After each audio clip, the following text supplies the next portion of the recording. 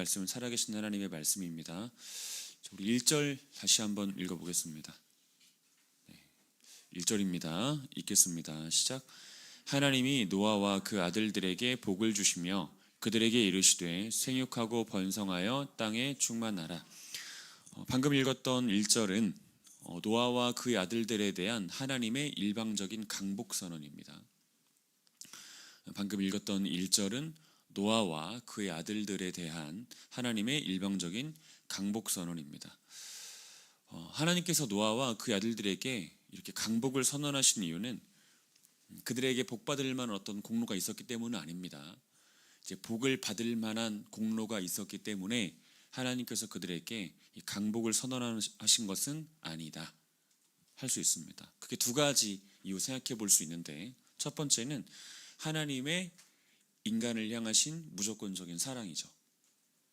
특히 택하신 이들을 향하신 하나님의 무조건적이며 일방적인 사랑, 그 사랑의 결과다 할 수 있습니다.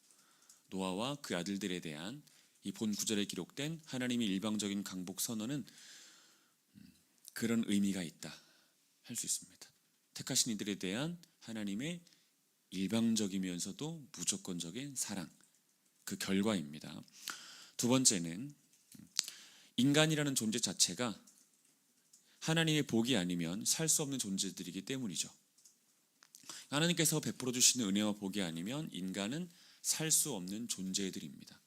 그래서 하나님께서 그런 인간이기에 일방적이면서도 무조건적인 사랑을 주셨고, 또한 본 구절에 기록되어 있는 것처럼 일방적인 강복선언을 해주신 것이다 할 수 있습니다. 성경에 보면 그 인간이라는 존재가 하나님의 은혜 없이는 살 수 없는 존재라고 하는 것을 증언하는 수많은 구절들이 있습니다. 이 성경은 혹시 여러분들이 뭐 아실 만한 구절이 좀 알만한 구절이 있을까요? 알고 계시는 구절 뭐 있나요? 있을 겁니다. 하지만 부끄러워서 낯을 가리기 때문에 말하지 못하고 있을 뿐이지, 이 성경 곳곳에 있습니다. 그러니까 인간이라는 존재가 하나님의 은혜 아니면 살 수 없는 존재다 라고 하는 것을 증언해주는 구절들 성경에 너무나 많은데, 우리 그 중에서 한 세 구절만 찾아보겠습니다. 먼저 예수님 말씀부터 보겠습니다. 요한복음 15장 5절입니다. 요한복음 15장 5절.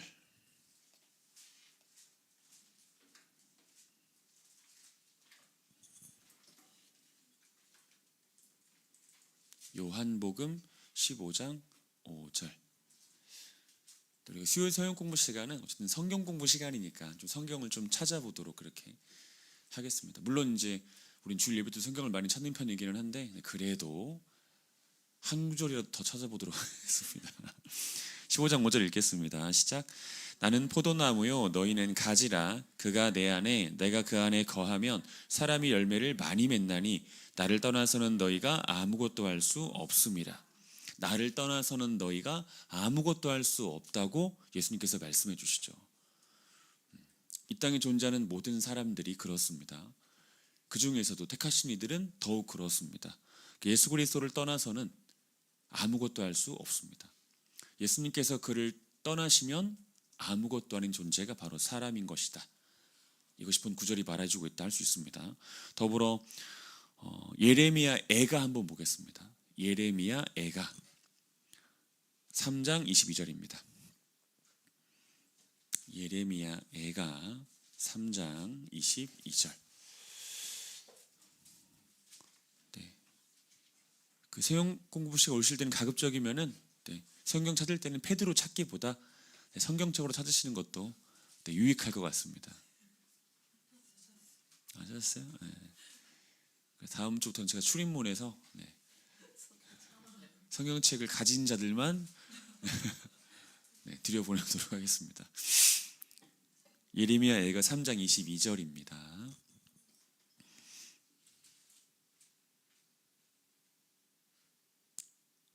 같이 한번 읽어보겠습니다. 시작. 여호와의 인자와 긍휼이 무궁하심으로 우리가 진멸되지 아니함이니이다. 선지자 예레미야를 통해서 하나님께서 하신 말씀이죠. 진멸되지 않는 이유, 택하신 이들이 진멸되지 않는 이유, 숱한 범죄 속에서도, 숱한 타락 속에서도 진멸되지 않는 이유를 무엇이라고 말씀하고 있죠? 여호와의 인자와 긍휼 때문이다 라고 말씀하고 계시죠. 그러니까 하나님께서 베풀어 주시는 그 일방적인 인자와 긍휼이 아니면 인간이라는 존재는 그가 지은 죄로 인해서 진멸될 수밖에 없다. 이 사실을 가르쳐주고 있습니다. 그리고 마지막으로 한 구절만 더 찾아보겠습니다. 시편 143편 7절입니다. 시편 143편 7절.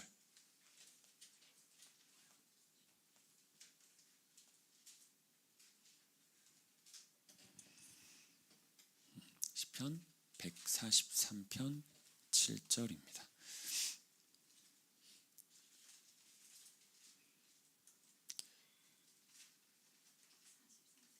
네, 143편 7절이요. 사실 이게 신자들이 하나님 앞에 낼 수 있는 가장 영광스러운 소리는 성경책 찾는 소리예요, 본래. 네? 그 알고는 좀 계시나요? 네? 근데 성경책을 가지고 오지 않으므로 이렇게 그 소리를 바라지 않는 이들은 한번 자신의 신앙에 대해서 심각하게 한번 고민을. 알았어요. 근데 이제 저는 성경책으로 안 찾습니다, 참고로. 아니, 왜냐하면 저는 미리 찾잖아요.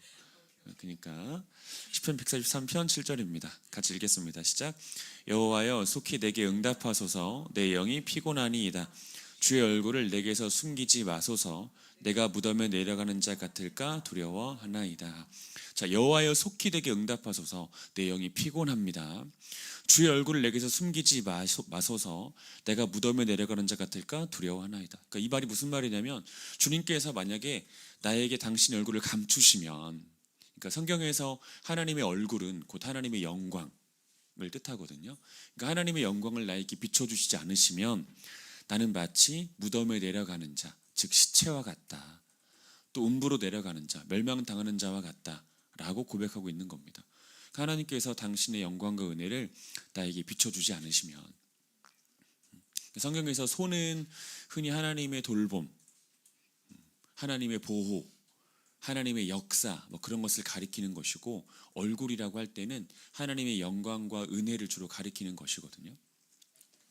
그러니까 하나님의 영광과 은혜가 나에게서 떠나게 되면 나는 곧 무덤에 내려가는 자와 진비엇이 됩니다. 그런 이야기를 하고 있는 겁니다. 그러니까 하나님의 은혜와 복이 아니면 인간은 살 수 없다. 신자들은 더더욱 그렇다. 그래서 하나님은 그것을 아시기 때문에 일방적으로 택하신 이들에게 강복을 선언하는 것이다 라고 하는 점을 우리가 기억할 수 있으면 좋겠습니다. 창세기 9장의 직전 장인 그 창세기 8장, 그 중에서도 8장 21절을 보면은 제가 지난주 여러분들에게 드렸던 말씀인데, 홍수 심판 이후에도 인간은 여전히 타락 가운데 있잖아요. 여전히 부패한 본성 가운데 살지 않습니까? 이제 그런 인간인 거예요. 그런 인간이기 때문에 하나님께서 그 직후에 곧바로 강복을 선언해 주시는 겁니다. 곧바로 기억할 수 있으면 좋겠습니다. 다시 본 구절로 돌아가 보겠습니다. 하나님께서 인간에게 강복 선언하십니다. 강복 선언해 주세요. 그리고 하나님께서 말씀하시는 이 복이라고 하는 건 세속적인 차원에서의 복이 아닙니다. 세속적인 차원에서의 복이 아니에요. 다시 말해서 뭐 돈을 많이 벌게 해주겠다는, 해주겠다랄지, 아니면 또 어떤 세속적인 복이 있을까요? 큰 집에서, 아주 큰 집에서 살게 해주신달지, 뭐 100평짜리 집, 이런 집. 예전에 백신영 자매님은 100평짜리 집에서 산 적이 있지 않았나요? 백신영 자매님 예전에 100평짜리 집에서 산 적이 있는, 네, 거부의 딸이었습니다. 오늘날 중요한 건 오늘날이죠. 참 결혼이라는 게 중요합니다. 왜 이은사님은 이렇게 고개를 끄덕끄덕 하고 계시죠? 이따가 백신영 자매님과 이은사님 따로 만나시면 되겠습니다. 김씨와 만난다는 건 참 복이죠. 이상입니다. 오늘 여기까지 하도록 하겠습니다. 어쨌든 그 세속적 차원의 복이 아니에요. 하나님께서 말씀하시는 복은 크게 두 가지죠. 생육과 번성의 복이고 또 땅에 충만하리라는 복입니다. 생육과 번성의 복, 땅에 충만하리라는 복, 좀 각각 살펴보면 이 생육과 번성의 복은 하나님의 생명력을 드러내는 삶을 말해요. 하나님의 생명력을 드러내는 삶, 이런 삶을 말합니다. 그러니까 이걸 그냥 문자적으로 이해하면 자식을 많이 낳는 거 이렇게 생각할 수 있잖아요. 근데 그것을 말하는 것이라기보다는 하나님 안에 충만한 생명력, 그 생명력을 드러내는 삶, 그 삶을 의미한다 할 수 있습니다. 그러니까 이것도 지난주에 좀 드렸던 말씀인데 생명 되신 하나님을 영접한 사람들은, 또 생명 되신 하나님 안에 있는 사람들은 마땅히 그 사람의 삶 속에서 생명력이 느껴집니다. 그러니까 우리가 이제 어쩔 수 없는 인간이기 때문에 때로는 너무 피곤하죠. 때로 너무 지치고 때로 또 아프기도 하고. 그래서 이 생명력이라고는 눈을 씻고 찾아볼 수 없는 상황들도 분명히 있긴 있어요. 하지만 그런 날만 있지는 않습니다. 하나님의 생명력으로 충만하고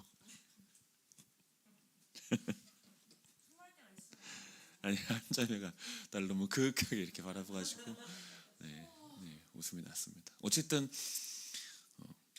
그의 말이나 행동 속에서 이 생명의 기운으로 충만할 때가 분명히 많이 있어요.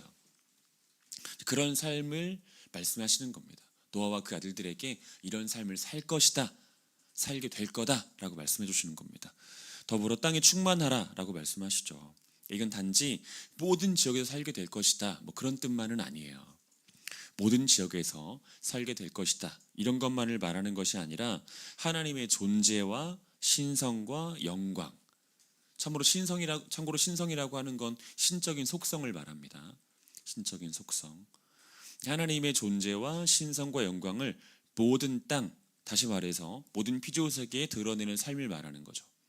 하나님이 존재하신다는 것, 그리고 하나님의 신성에는 어떤 것이 있다는 것, 또 하나님이 얼마나 영광스럽고 그 영광이 얼마나 아름다운 것인가 하는 것을 모든 땅 가운데, 모든 피조세계 가운데 드러내는 삶을 말한다 할 수 있습니다. 특히 좀 주목해 볼 것은 후자입니다. 땅에 충만하라라고 하는 복이에요. 이 복이 뭐라고 말씀을 드렸죠? 하나님의 존재, 신성, 영광을 모든 땅, 모든 피조세계 가운데 드러내는 삶이라고 말씀을 드렸는데, 그것이 좀 구체적인 의미는 이것입니다. 첫 번째는 이 타인과의 관계 속에서 하나님의 말씀을 재생산하고 그들과의 관계 속에서 섬김의 본을 보이는 겁니다. 그러니까 온 땅 가운데 하나님의 영광을 보이는 삶이 무엇이냐, 하나님의 존재를 보이며 사는 삶이 무엇이냐, 하나님의 신성을 보이며 사는 삶이 무엇이냐라고 할 때, 어떻게 하면 그런 삶을 살 수 있느냐라고 말할 때 우리가 생각해야 되는 첫 번째는 뭐냐면 타인과의 관계 속에서, 내가 아닌 모든 사람들과의 관계죠. 내가 아닌 모든 사람들과의 관계 속에서 하나님의 말씀을 재생산하는 겁니다. 하나님의 말씀을. 그러니까 만났다 하면은 막 누구 험담하고 막 맨날 앓는 소리만 하고 막 그렇게 인생 헛송세월하는 것이 아니고, 만남을 가질 때 그 만남 속에서 하나님의 말씀을 재생산하는 겁니다. 들었던 하나님의 말씀, 보았던 하나님의 말씀을 나누는 거죠. 극히 일부라도. 그리고 서로 섬김의 본을 보여주는 겁니다. 그 예수 그리스도께서는 이 땅에 오실 때 섬기기 위해서 오셨다고 말씀해 주셨죠. 물론 그 섬김이라고 하는 게 궁극적으로는 십자가에서의 죽음이시지만, 사실 예수님께서 십자가에서 죽으시는 것만 하신 건 아니잖아요. 제자들의 발을 씻어주시기도 하셨고, 그들에게 부활의 아침에는 조반까지 차려주시지 않습니까? 섬김의 본을 보여주셨잖아요. 그렇게 하는 겁니다. 타인과의 관계 속에서 섬겨주는 거죠. 그것이 곧 하나님의 존재와 신성과 영광을 모든 땅 가운데 드러내는 삶이다 할 수 있습니다. 더불어 말씀 공동체를 이루며 사는 삶이에요. 말씀 공동체를 이루며 사는 삶입니다. 그리고 그것으로 말씀이신 하나님, 또 공동체로 존재하신 하나님을 보여주는 거죠. 모든 땅 가운데 말씀 공동체로 존재하는 삶을 통해서. 이 땅에 많은 공동체들이 있잖아요. 많은 집단 단체들이 있잖아요. 여러분들도 지금은 이제 많이 안 하시겠지만, 이제 사실 우리가 인간이라고 하는 건 기본적으로 공동체로 존재하시는 삼위일체 하나님으로부터 창조된 존재이기 때문에 공동체를 추구할 수밖에 없어요. 공동체를 지향하게 되어 있습니다. 이게 인간이거든요. 이건 공동체로 존재하시는 삼위일체 하나님으로부터 창조됐기 때문이란 말이에요. 자연스러운 겁니다. 근데 이제 예수 그리스도를 온전히 만나지 못하면 이제 다른 공동체를 섬기게 되죠. 어떤 공동체, 대표적으로 뭐가 있을까요? 이제 모든 이제 서포터즈들이 다 그렇다는 얘기는 아니에요. 이제 그렇다는 건 아니지만 상당히 많은 경우에 그렇다는 이야기를 하는 겁니다. 그러니까 뭐 그 연예인들을 따라다니는 팬덤을 형성하는 이런 경우들이 있죠. 물론 그 중에서도 신자들이 있을 수 있습니다. 신자들이 있을 수 있고, 그리고 하나님을 사모하면서 열심으로 사모하시는 분들도 있을 수 있어요. 뭐 전혀 아니라고 할 수는 없는 거겠죠. 하지만 이제 복음을 온전히 영접하지 못한 사람들, 이 공동체로 존재하신 삼위일체 하나님을 온전히 영접하지 못한 사람들은 그쪽에만 매몰되게 되어 있습니다. 그런 쪽으로. 그러니까 연예인이든 어떤 축구 클럽이든 뭐 야구 클럽이든 아니면 뭐 등산 모임이든 또 뭐 있어요? 동호회들, 개. 그래서 이제 막 그래가지고 막 개주 도망가면 가슴 치면서 아이고 내 돈 이러면서 이제 그런 일이 벌어지고 뭐 그러잖아요. 개 드신 거 있으세요 혹시? 드지 마세요. 그렇죠. 예전에는 이제 그런 경우들이 많았잖아요. 동네 뭐 저희 어머니 같은 경우에도 동네에 뭐 개를 서너 개씩 드셨던 걸로 제가 기억이 나거든요. 근데 그렇게 해서 또 이제 돈을 굴리고 불리는 작업들을 하는 거죠. 당시에는 이제 그럴 수밖에 없었지만 사실 부자분들 좀 많이 있었던 것도 사실이잖아요. 자, 다시 말합니다. 땅의 충만하라고 하는 복은 하나님의 존재와 신성과 영광을 모든 땅 가운데 드러내는 삶을 이야기하는 것인데, 그럼 어떻게 해야 드러낼 수 있는가를 말을 한다면 말씀 공동체를 이루며 사는 삶입니다. 그래서 말씀이신 하나님을 드러내는 것이고요, 공동체로 존재하신 하나님을 드러내는 겁니다. 이 말씀 공동체로 사는 삶을 통해서. 아시겠죠? 더불어 세 번째는 하나님께서 주신 모든 것을 만족함으로 여기고 그것을 기뻐하는 겁니다. 하나님께서 주신 것을 만족함으로 여기고 그것을 기뻐하는 것. 이게 기독교 희락주의라고 제가 말씀을 드렸죠. 기독교 희락주의입니다. 이걸 통해서 우리가 모든 땅 가운데 하나님의 존재와 신성과 영광을 드러낼 수 있어요. 여러분, 은사가 뭡니까? 은사. 뭐 급한 일이 있어요? 너무 이제 급하게 그렇게 하지 않아도 돼요. 우리는 하나님의 영원이라는 시간 속에 살고 있는 사람이기 때문에. 근데 왜 말꼬리를 올리지? 턱을 내리고 말꼬리를 내리면서 얘기해 줬으면 좋겠어요. 제가 오해할 수도 있으니까요. 그래. 오늘 시원자매님이 그 헤어스타일도 새롭게 변경하고 와가지고 아주 지금 기분이 좋은 상태입니다. 이따가 나갈 때 한마디씩 해주세요. 머리가 어떤지. 그 은사라고 하는 게 우리가 흔히 뭐 방언, 그리고 뭐 예언, 뭐 신유, 이런 은사들이라 생각하죠. 또 가르치는 은사, 이런 거로 생각하지만 실제로 하나님께서 허락하신 모든 게 다 은사예요. 하나님께 주신 모든 것이 다 은사입니다. 모든 것이 다 하나님의 은사예요. 그러니까 여러분 옆에 또 여러분 주변에 또 우리 김정자님 같은 경우에는 이제 선생님이니까 이제 맡긴 아이들 중에서 도무지 마음에 안 드는 아이들이 있을 수 있잖아요. 아무리 가르쳐도 실력이 향상되지 않는 아이. 물론 이제 우리가 그럴 때 김정자매님은 아무리 하나님 말씀을 들어도 믿음의 실력이 향상되지 않는 자기 자신을 또 바라봐야 될 의무가 또 있죠. 여기까지 하겠습니다. 하지만 이제 그것만을 말하는 건 아니고, 이제 그 아이들을 바라볼 때 그 아이들도 은사라는 생각을 해야 돼요. 어떻게 좀 그런 생각이 드시겠나요? 내일부터 도무지 말을 안 들어요. 아무리 가르쳐도 막 성적이 안 오릅니다. 그 아이도 은사입니다.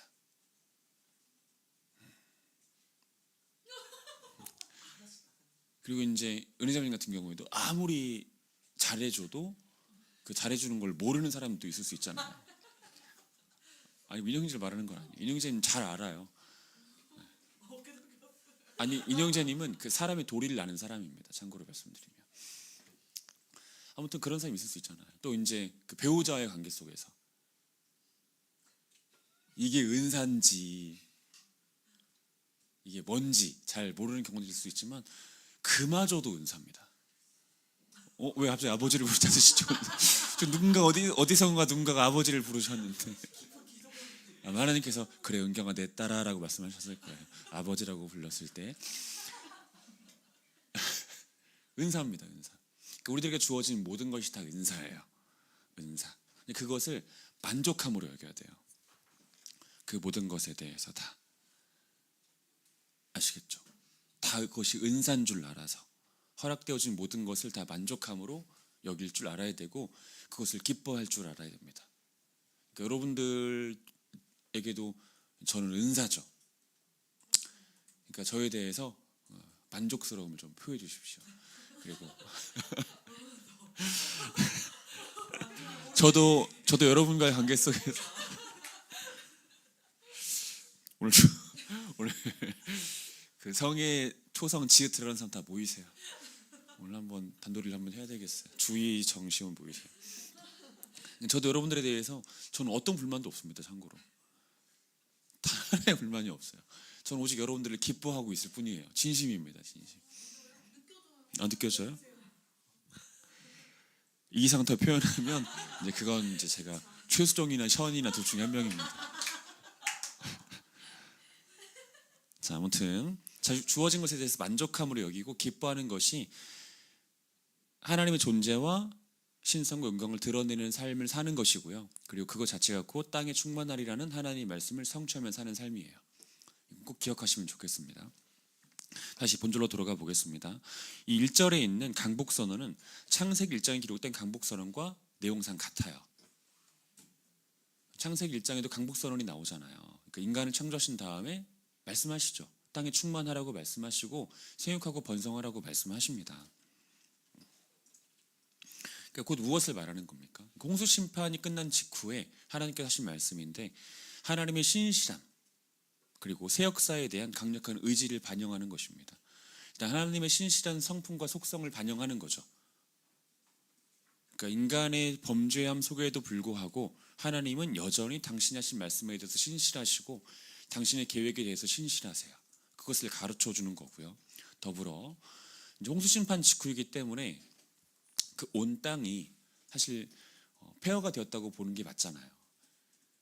그렇죠? 이전과는 좀 다른 양태를 띄었다고 보는 게 맞지 않겠습니까? 하지만 그럼에도 불구하고 새 역사를 시작하시겠다고 하시는 하나님의 강력한 의지가 반영되어 있는 구절이 1절이다 할 수 있습니다. 잘 기억하시면 좋겠네요. 2절 말씀 읽겠습니다. 본문 2절입니다. 읽습니다. 시작. 땅의 모든 짐승과 공중의 모든 새와 땅에 기는 모든 것과 바다의 모든 물고기가 너희를 두려워하며 너희를 무서워하리니 이것들은 너희의 손에 붙였음이니라. 자, 하나님은 모든 피조물들을 노아와 그의 아들들의 손에 붙이셨습니다. 그리고 모든 피조물들은 그들을 두려워할 것이고 무서워할 것이라고 말씀하셨습니다. 존재하는 모든 피조물들을 다 노아 손에 붙이셨어요. 그리고 그 모든 피조물들이 노아와 그의 아들들을 두려워할 것이라고 무서워할 것이라고 말씀해 주셨습니다. 이것은 어떤 의미들을 좀 갖는 것인데 먼저 첫 번째 생각해 볼 것은 이것입니다.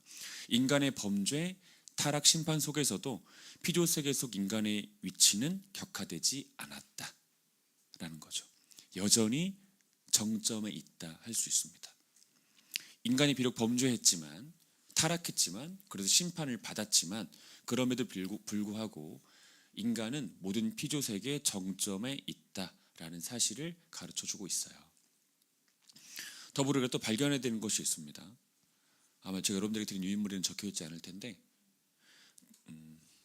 더불어 발견해야 되는 메시지 그 중에 첫 번째는 하나님께서는 피조물들이 인간을 공격하지 못하도록 지키고자 하셨다는 거죠.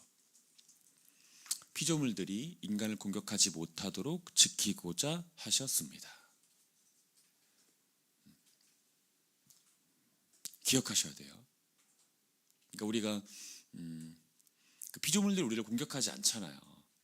어떤 물론 호랑이나 사자나 또 뭐가 있어요? 늑구는 공격 안 했어요. 늑구는 낚싯바늘 먹어서 아팠어요.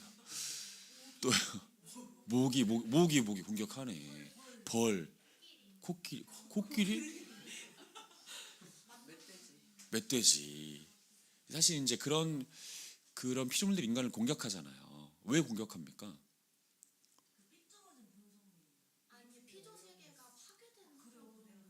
조금 더 근원적인 말을 할 필요가 있는데 배고파서 그건 가장 뭐랄까 여기까지 하겠습니다. 말하면 상처받을 것 같으니까. 인간의 죄 때문이에요. 인간이 범죄함으로 피조세계 질서가 깨졌습니다. 피조세계의 질서가 본래 하나님께서 피조물들을 창조하셨을 때는 인간을 공격하지 못할 존재로 창조하셨어요. 근데 인간이 범죄함으로 인간이 범죄하는 피조세계 질서가 깨진 겁니다. 피조세계의 질서가 깨졌어요. 그래서 피조물들이 인간을 공격하게 된 거란 말이에요.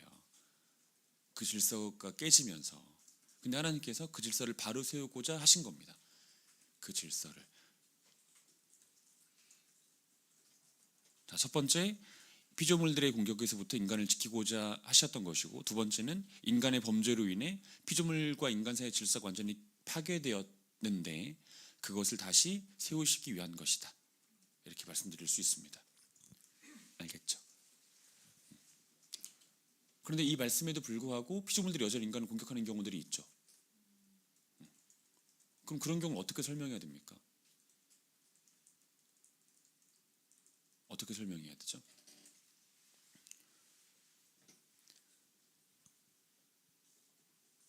그만큼 인간의 죄악이 여전히 피조물들에 영향을 끼치고 있다고 생각하시는 것이 맞아요.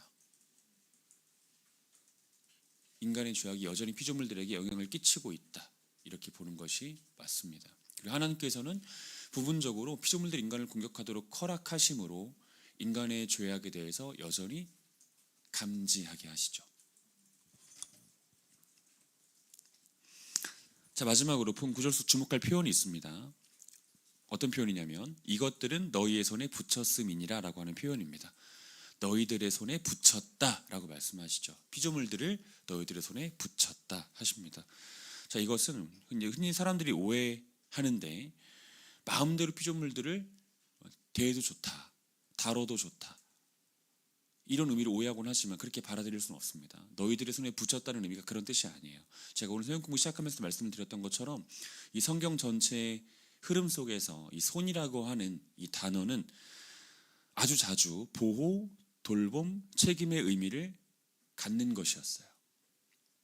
손, 특별히 하나님의 손, 그리고 신자들의 손은 보호, 돌봄, 책임이라는 의미를 갖는 것이었다. 그래서 너희들의 손에 붙였다는 말은 피조물들을 너희들은 보호해야 한다, 돌봐야 한다, 그리고 책임져야 한다.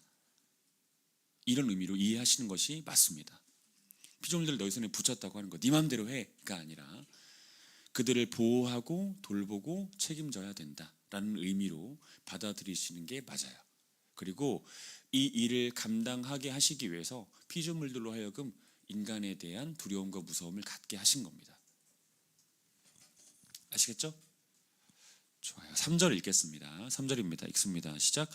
모든 산 동물은 너희의 먹을 것이 될지라 채소같이 내가 이것을 다 너희에게 주노라. 자, 이 3절은 인류의 식생활의 변화를 뜻하는 구절로 해석되어 왔습니다. 인간의 식생활의 변화를 뜻하는 구절로 해석되어 왔어요. 즉 이런 거죠. 홍수심판 전에는 육식을 하지 않았습니다. 홍수심판 전에는 육식을 하지 않았어요. 홍수심판 이후부터 육식을 하게 되었습니다. 채식만 하던 인간이 육식을 하게 되었다. 그것을 허락하신 구절이 3절이다 할 수 있는 겁니다. 그러나 제가 여기서 좀 드리고 싶은 얘기는 여기서 이 산 동물, 모든 산 동물이 부정한 짐승, 정결한 짐승 모두를 포함하는 것인지 아니면 정결한 짐승만을 포함하는 것인지에 대해서는 불분명해요. 불분명합니다. 자, 일단 다시 본절로 돌아가 보면 우리가 본 구절을 대할 때 우리는 피조 세계에 대한 하나님의 주인 되심과 모든 인간에 대한 하나님의 절대 주권을 생각해야 돼요. 피조 세계에 대한 하나님의 주인 되심 그리고 모든 인간에 대한 하나님의 절대 주권 생각해야 됩니다. 자, 피조 세계에 대한 하나님의 주인 되심은 어디서 드러나는 거죠? 다 인간에게 붙여주시잖아요. 그리고 먹을거리로 주시지 않습니까? 붙여주시고 먹을거리로 주셨어요. 하나님이 주인이기 때문에 모든 것을 주인이시기 때문에 인간에게 주신 거죠. 그것을 인간 임의로 선택한 것이 아니고 더불어 모든 인간에 대한 하나님의 절대 주권은 어디서 드러나는 것이냐면 먹을거리를 하나님이 직접 정해주셨다는 것을 통해서 인간에 대해서 하나님께서 절대 주권을 가지고 계시다라고 하는 걸 우리가 알 수 있어요. 먹을거리를 정해주셨습니다. 먹을거리를 여러분, 먹을거리라는 게 뭐예요? 인간의 삶에 있어서 기본 중에 기본이죠. 먹을거리라고 하는 것은. 근데 본래 인간이 그것 스스로 결정할 수 있는 권한이 없었어요. 내가 무엇을 먹을 수 있을까에 대한 이 결정을 스스로 할 수 없었다고요. 기본 중에 기본, 그것을 인간은 결정할 수 없었다 하는 겁니다. 하나님께서 결정해 주셔야만 했던 것이다. 이것은 곧 무엇을 말합니까? 기본 중에 기본, 그 영역마저도 하나님께서 결정해 주셔야 되는 것이었다면 이것이 곧 의미하는 것은 인간의 모든 삶이 다 하나님의 결정 속에 있다, 하나님의 주권 안에 있다라고 하는 걸 가르쳐주는 것이에요. 이해되셨죠? 그러니까 기본 중에 기본이라고 할 수 있는 먹을거리마저 인간이 스스로 선택할 수 없고 하나님께서 결정해 주셔야 하는 것이었다면 인간의 모든 것이 다 하나님의 손 안에 있고 주권 안에 있다는 것을 가르쳐주는 것이다 할 수 있습니다. 그 대표적으로 제가 한 예를 좀 들어보면, 그 아이들을 키우잖아요. 아이들을 키울 때 조금 크면 자기들이 다 이제 먹을 거 챙겨서 먹고 자기들이 먹을 거 선택하고 하잖아요. 근데 아이들이 무엇을 먹을지 스스로 선택할 수 없는 때가 있습니다. 언제예요? 아기 때죠, 아기 때. 그럼 그 아기 때 그 아기의 모든 삶의 주권은 누구에게 있습니까? 부모에게 있어요. 마찬가지입니다. 그러니까 하나님께서 먹을거리를 인간 스스로 결정하도록 내버려 두시지 않고 하나님께서 직접 결정해 주셨다는 것이 곧 그것을 의미하는 것이다. 인간의 모든 삶은 다 하나님의 주권 안에 있다라고 하는 것을 가르쳐 주는 것이다 할 수 있습니다. 하지만 이 본 구절, 창세기 9장 3절에 있어 우리가 발견해야 되는 가장 중요한 메시지는 뭐냐면 이 구절이 이 구원의 원리를 담은 구절이다 하는 거예요. 이 창세기 9장 3절은 구원의 원리를 담은 구절입니다. 곧 무엇을 말하냐면 인간의 생명을 위해서는 산 생명이 죽어야 한다라는 것이죠. 인간의 생명을 위해서는 반드시 살아있는 존재, 살아있는 생명이 죽어야 한다는 구원의 원리가 담겨 있는 구절이 창세기 9장 3절이에요. 그래서 우리가 창세기 9장 3절을 읽을 때 하나님께서 육식을 허락하신 구절이지라고만 이해하는 건 아주 단순한 이해입니다.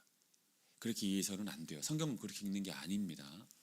구원의 원리를 발견할 수 있어요. 택하신 백성들의 생명을 위해서는 반드시 살아있는 존재가 죽어야 한다.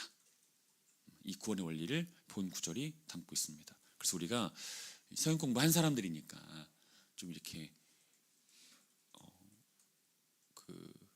왜 홍수 심판 이후부터 육식이 허락됐냐라고 말할 때 하나님께서 이제 먹을 게 없어가지고 육식을 주셨어라고 이해하지는 않으셔야 돼요. 먹을거리가 없어서 육식을 허락하신 것이 아니고, 먹을거리가 없어서 육식을 허락하신 것이 아니고 구원의 원리를 가르쳐 주시기 위해서 육식을 허락하신 것이다. 이걸 기억해야 됩니다. 알겠죠? 그러니까 여러분들이 이제 이 시간 이후에 이제 육식 허락하신 이유를 말할 때 먹을 게 없어서, 홍수 심판 끝난 다음에 먹을 게 없어서 그렇게 말했다가는 이제 안 되죠. 아시겠죠? 좋아요. 4절 읽겠습니다. 4절 읽습니다. 시작. 그러나 고기를 그 생명되는 핏째 먹지 말 것이니라. 육식이 허용됐습니다. 하지만 핏째 먹는 것은 허용이 안 됐어요. 예전에 제가 아주 힘들었던 장면이 하나가 떠오르는데, 이제 동네에서, 시골 동네는 이제 돼지 잡고 막 이러잖아요. 돼지 잡을 때 막 되게 잔인하게 죽인단 말이에요. 개 잡을 때 되게 잔인하게 죽이고 육지를 위해서 그렇게 한다고 하는데, 되게 제가 봤던 장면 중에 아주 잔인한 장면이 하나가 있었는데 그 잡은 짐승의 피를 아저씨들이 나눠 마시는 거예요. 제가 보면서 참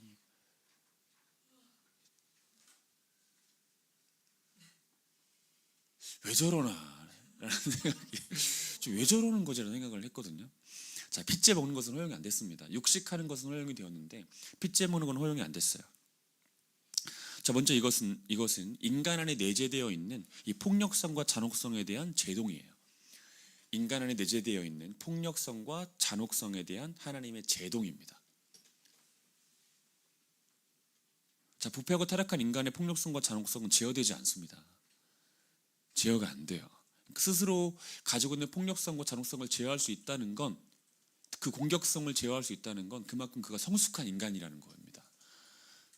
근데 미성숙한 인간일수록 폭력성과 공격성과 잔혹성을 제어하지 못해요.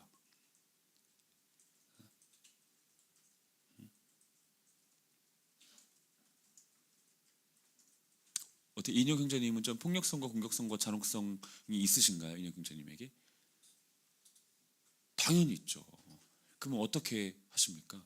그 폭력성과 잔혹성과 공격성이 자극될 때마다. 인혁 형제님은 사실 그래도 잘 눌러요. 근데 이제 누르지 못했을 때가 한 번 있었습니다. 이제 바야흐로 한 3년 전인가 이제 모 자매와의 관계 속에서 너무 답답한 일이 있었던 거죠. 그래서 이제 집에 돌아가가지고 소파에 얼굴을 묻고 소리를 질렀어요. 아! 질렀는데 이제 아래층에서 이제 민원을 넣어가지고 곧바로 제어 당했죠. 스스로 제어했다기보다는. 사실 그 인형제님은 딱 그 한 번 딱 그랬는데도 불구하고 하나님께서 바로 제어를 시켜주셨죠. 사람을 통해서. 그러니까 인형제님은 절대 그걸 드러내면 안 되는 사람으로 부름받은 거죠. 아무튼 인간 안에는 이게 제어되지 않는 폭력성이 있습니다. 공격성이 있고 잔혹성이 있어요. 저에게도 있죠. 많죠. 제가 시온자매님에게 한 번도 들은 적이 없는데 뭐가 무서워요. 에녹 형제님에게도 당연히 있겠죠. 그렇죠. 병기 아버님에겐 왠지 없을 것 같은데요. 병기 아버님에게는 없다고 합시다. 아무튼 병기 아버님을 제외한 모든 인간에게 다 있습니다. 근데 이걸 제어시켜 주신 거예요. 하나님이. 핏째 먹지 말라고 하시면, 만약에 하나님께서 이 말씀을 하지 않으셨다면 인간의 폭력성과 공격성과 잔혹성 더욱더 제어되지 않은 상태가 됐겠죠. 하지만 단지 하나님께서 핏째 먹지 말라고 하신 것은 그 이유만은 아니에요. 또 다른 이유들이 있습니다. 어떤 이유가 있을까? 인간의 생명과 건강을 지키시기 위한 것이죠. 1차적으로 인간의 생명과 건강을 지켜주시기 위한 겁니다. 여러분, 고기를 핏째 먹는다는 것이 건강과 생명에 얼마나 큰 위협이 되는 것인지는 우리가 다 알고 있어요. 그 얼마나 그 안에 그 많은 그 기생충과 세균들이 살겠습니까? 그 병균들이 살겠냐고요. 근데 그런 불구하고 인간은 계속 피를 탐해요. 계속 피를 탐합니다. 인간은. 왜 피를 탐합니까? 그러면 인간이 자꾸 피를 탐하잖아요. 이 피를 탐하는 인간을 보면서 여러분 어떤 생각이 드세요? 제가 중요한 걸 하나 가르쳐 드릴 테니까 잘 들으세요. 그 인간의 교만입니다. 인간의 교만. 하나님처럼 되고자 하는 인간의 오만이에요. 인간의 교만, 인간의 오만. 하나님처럼 되고자 하는 인간의 타락한 본성의 결과라고 할 수 있습니다. 여러분, 피라는 건 뭐예요? 생명의 근원이에요. 이 피 자체가 생명의 근원을 뜻합니다. 하나님께서 핏째 먹지 말라고 하신 이유는 생명의 근원을 뜻하는 것이기 때문이에요. 그러니까 피를 취한다는 건 그가 그 생명의 근원을 취한다는 뜻입니다. 그리고 그가 그 생명의 근원을 가진 자라고 하는 것을 의미하는 거예요. 그래서 하나님께서 그걸 먹지 못하게 하신 겁니다. 피라는 것 자체가 생명의 근원을 뜻하는 것이기 때문에 핏째 먹는다는 것은 그가 그 생명의 근원이고 생명의 근원을 가진 자라는 뜻을 가진 거잖아요. 그래서 먹지 못하게 하신 겁니다. 인간이 피를 취하려고 하는 이유가 자꾸 피를 보려고 하고 피를 취하려고 하고 피를 마시려고 하는 이유는 바로 그런 이유 때문이라고 할 수 있습니다. 하나님처럼 되고자 하고 하나님의 자리에 올라가고자 하는 인간의 타락한 본성이 맺는 열매라고 할 수 있어요. 아시겠죠? 더불어 하나님은 생명의 근원인 피를 먹지 말라고 하심으로 인간으로 하여금 생명과 생존의 일을 할 때마다, 즉 먹는 일이죠. 생명과 생존에 관한 일을 할 때마다, 다시 말해서 먹는 일을 할 때마다 생명의 근원이신 하나님을 생각하게 하신 겁니다. 선악과 생명나무 열매가 주어진 거랑 비슷하다고 생각하시면 돼요. 특별히 선악과가 주어진 이유랑 비슷하다고 생각하시면 됩니다. 그러니까 선악과를 하나님께서 동산에 심으신 이유가 뭡니까? 모든 것을 다 임의로 먹을 수 있지만 임의로 먹을 수 없는 한 나무, 선악과를 심으신 이유가 뭐예요? 하나님을 의식하게 하기 위해서죠. 이 동산의 주인이 누군지 의식하게 하시기 위해서고 기억나게 하시기 위해서입니다. 그러니까 모든 것은 다 먹어도 피는 먹지 말라고 말씀하신 하나님의 뜻에는 그런 뜻이 내포되어 있습니다. 그 짐승을 잡을 때 당연히 피를 보겠죠. 근데 그 피를 볼 때마다 생명의 근원이신 하나님을 생각하라고요. 그리고 그 피를 먹지 않으므로 너 스스로 생명의 근원을 가진 자로 착각하지 말라고요. 이것을 가르쳐 주시기 위한 것이다 할 수 있습니다. 이해되셨죠? 좋아요. 5절 6절 읽겠습니다. 5, 6절 읽습니다. 시작. 내가 반드시 너희의 피 곧 너희의 생명의 피를 찾으리니 짐승이면 그 짐승에게서 사람이나 사람의 형제이면 그에게서 그의 생명을 찾으리라. 다른 사람의 피를 흘리면 그 사람의 피도 흘릴 것이니 이는 하나님이 자기 형상대로 사람을 지으셨음이니라. 이 5절과 6절 본 구절들은 사법정의 그리고 생명보호에 대한 신학적 토대를 제공하는 구절입니다. 사법정의의 토대 그리고 생명보호에 대한 신학적 토대를 제공하는 구절이라고 할 수 있어요. 요약해서 정리해보면 4절은 동물의 생명에 대한 주권이 하나님께 있다는 것을 말하는 구절이에요. 동물들의 생명의 주권, 이 주권이 하나님에게 있다는 것을 가르쳐주는 것이고 5절은 인간 생명에 대한 주권 역시 하나님께 있다는 것을 가르쳐주는 구절입니다. 자, 하나님은 사람이 짐승에게서 죽임을 당하면 다시 본 구절로 돌아갈게요. 하나님은 사람이 짐승에게서 죽임을 당하면 짐승에게 책임을 물으실 거라고 하십니다.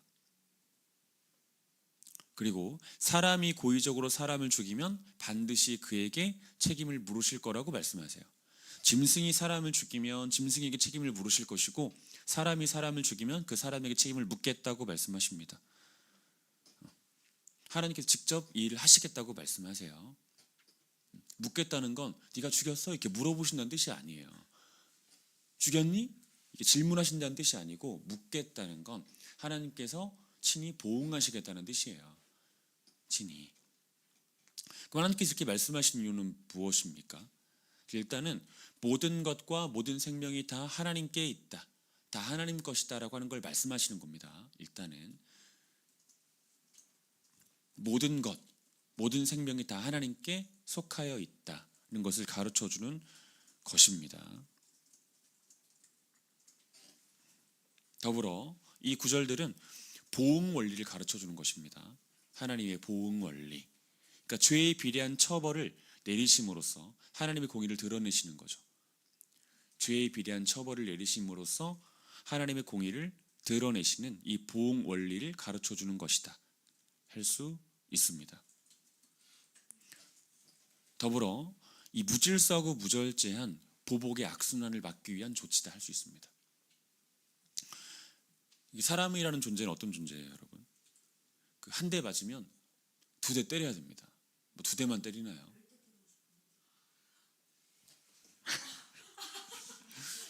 그렇게 많이 때리고 싶어요? 한 대밖에 안 맞았는데 또요. 그러면은 누가 나한테 이렇게 해를 입혔습니다. 그럼 어떻게 해주고 싶어요?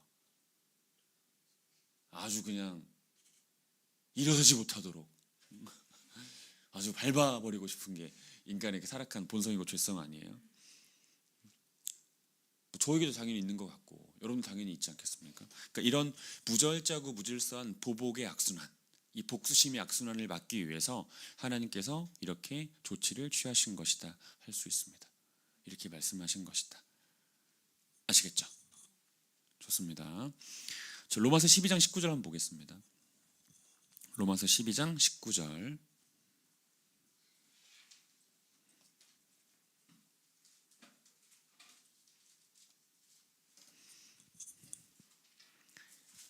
이 5, 6절과 연결되는 구절이기 때문에 같이 한번 읽어볼게요. 로마서 12장 19절입니다. 자, 같이 읽겠습니다. 시작. 내 사랑하는 자들아 너희가 친히 원수 갚지 말고 하나님의 진노하심에 맡기라. 기록되었으되 원수 갚는 것이 내게 있으니 내가 갚으리라고 주께서 말씀하시니라. 원수.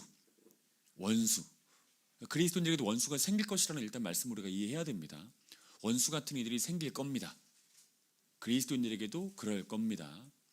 그 원수 같은 이들이 안 생길 거라면 이런 말씀조차 안 주셨겠죠. 그 원수라고 할 만한 사람들이 반드시 삶 가운데 생깁니다. 여러분, 여러분들에게도 분명히 생겼던 때가 있었을 것이고 또 앞으로도 생길 겁니다. 그럴 때 어떻게 해야 된다고 말씀하시죠? 하나님의 진노하심에 맡기라고 하시죠. 하나님의 판단에 맡기라는 겁니다. 하나님께서 이 말씀을 주시면서 우리들에게 말씀하신 건 그럼 뭐겠습니까? 네 안에 복수심과 제어되지 않는 보복심이 있기 때문에 이걸 제어하라는 거죠. 그리고 그도 너도 곧 하나님의 소유이기 때문에 너는 그에 대해서 어떠한 것도 행할 수 없다고 말씀하시는 겁니다.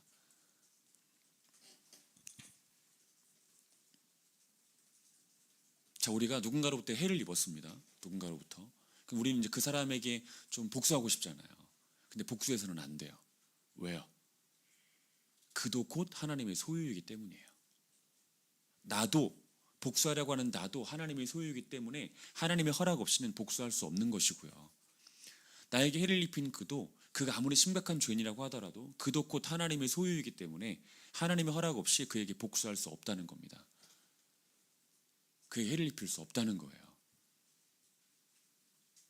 자, 어때요? 우리 하나님 우리들에게 요구하는 삶 어떤 삶입니까? 그러면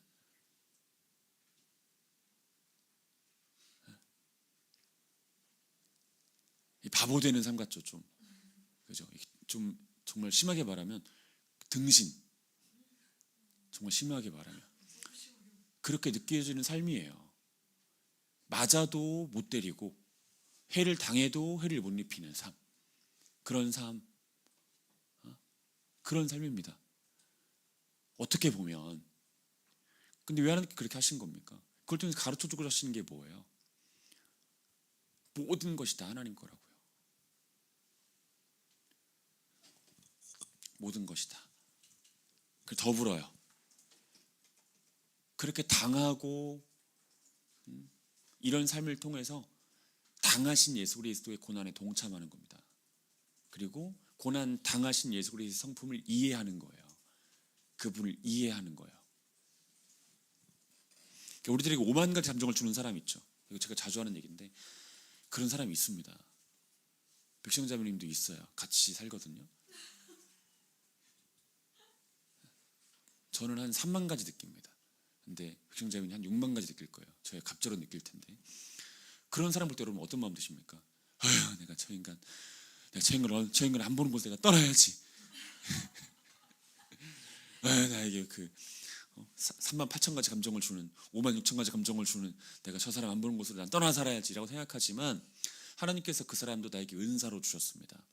그리고 주신 그 은사를 통해 하나님께서 나에게 베풀어 주시고자 하시는 것은 5만 가지 하나님의 감정이에요. 나에게 5만 가지 감정을 느끼게 하는 사람은 5만 가지 감정을 주시기 위해서 5만 가지 하나님 감정을 느끼게 하시기 위해서 허락하시는 은사 같은 사람이라는 걸 기억하십시오. 아마 잘 기억은 안 날 겁니다. 막상 그 상황이 닥치면. 하지만 그래도 이후에라도 기억하세요. 꼭이요. 고맙습니다. 따봉자매님. 네. 시온자매님도 그러면 고마워할게요. 자, 마지막으로 이 5, 6절은 인간 생명의 존엄함이 다른 짐승들과 비교되지 않는 이유에 대해서 분명히 밝히고 있어요. 인간이 짐승보다 귀합니다. 왜요? 그렇죠. 하나님의 형상대로 창조된 존재이기 때문이에요. 하나님의 형상대로 창조된 존재이기 때문에 인간이 짐승보다 귀합니다. 알겠죠? 하나님 형상대로 창조된 존재이기 때문에 이 점을 꼭 기억하시면 좋겠어요. 마지막 7절 읽겠습니다. 7절입니다. 읽습니다. 시작.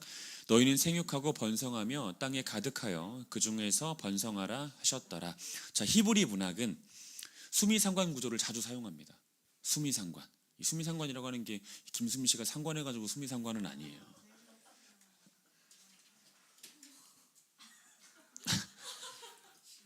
그 야구가 있잖아. 야구가 있거든. 야구. 근데 좋은 타자는 3할만 치면 돼요. 3할. 10번 나가도 3번만 안타 쳐도 좋은 타자입니다. 아니에요. 전 5할 타자예요. 참고로. 아무튼 승리상관 구조를 자주 사용합니다. 승리상관 구조를 자주. 그래서 메시지를 강화해요. 자, 인간은 하나님의 복이 아니면 스스로 생존할 수 없는 무력한 존재입니다. 오늘 제가 새벽 공부 시작하면서 말씀드렸죠. 하나님의 복이 아니면 스스로 생존할 수 없는 무력한 존재예요. 그리고 하나님은 그런 인간에게 복 주시기를 원하고요. 실제로도 복 주시는 하나님이십니다. 이 사실을 지금 다시 강조하는 거예요. 다시 이 수미상관 구조를 사용해서 다시 강조하고 있습니다. 자, 인간은 하나님의 복이 아니면 생존할 수 없다. 창세기 기자가 강조하는 겁니다. 더불어 그런 인간에게 하나님은 복 주시기를 원하시는 하나님, 그리고 실제로 복 주시는 하나님이시다. 이 창세기 기자가 거듭 강조하는 메시지예요. 우리가 오늘 반드시 기억해야 되는 메시지이기도 하겠죠. 이 메시지는. 자, 기복주의 들어보셨죠? 기복주의. 기복주의는 나쁜 겁니다. 그리고 악한 것입니다. 기복주의는. 그럼 왜 나쁘고 왜 악한 겁니까? 자, 일단 자신의 죄인됨을 크게 인정하거나 신경 쓰지 않습니다. 자신의 죄인됨을 크게 인정하거나 신경 쓰지 않아요. 또 예수님의 주인됨에 대해서는 마음을 두지 않습니다. 자신의 죄인됨, 예수님의 주인됨 별로 마음에 두지 않습니다. 자, 신앙생활의 목적을 복받는 것에만 두는 것이기 때문에 또한 기복주의는 나쁜 것이에요. 또 하나님을 열심히 문지르면 펑 하고 나와서 소원을 들어주는 램프의 진이 정도로만 여기는 것이기 때문에 기복주의는 나쁜 거예요. 악한 겁니다.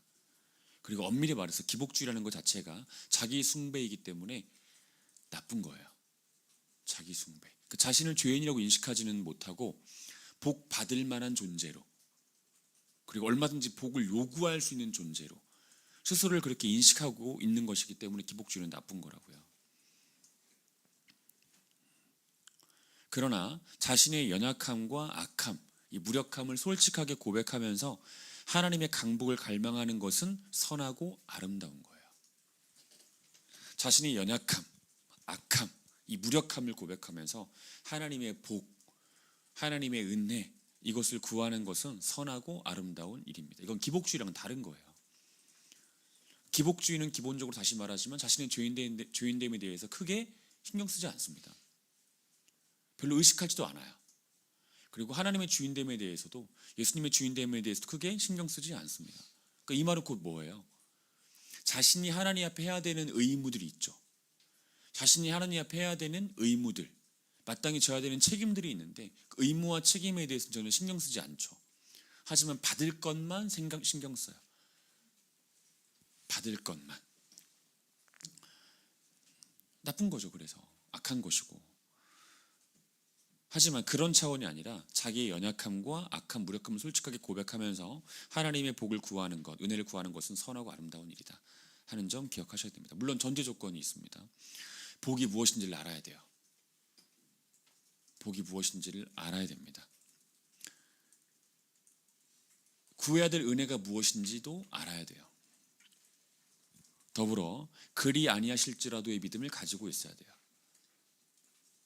이 상태에서 하나님께 복을 구하고 은혜를 구하는 겁니다. 하나님께서 말씀하신 복이 무엇인지, 구해야 되는 은혜가 무엇인지 알아야 되고, 그리 아니하실지라도 하나님은 여전히 선하시다는 믿음. 내가 구하는 것을 들어주시지 않으셔도 하나님은 선하시다는 그 믿음이요. 이 그리 아니하실지라도의 믿음이 그에게 있어야 된다. 이게 전제 조건이죠. 이것이 있다면 하나님께 얼마든지 복을 구할 수 있습니다. 은혜를 구할 수 있고. 오늘 여기까지 하도록 하겠습니다.